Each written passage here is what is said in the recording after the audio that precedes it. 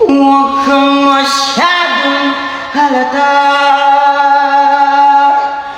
Bato-bato sa langit ang matamaan ay Mawalang galang na po sa tao na dyan ko. Alam niyo ba patagal na tinatawag?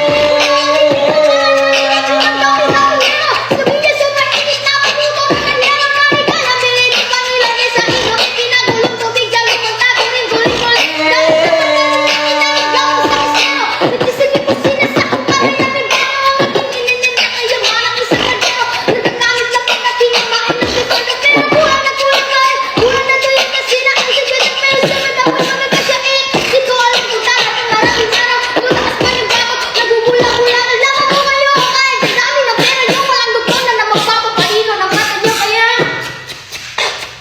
Thank you guys.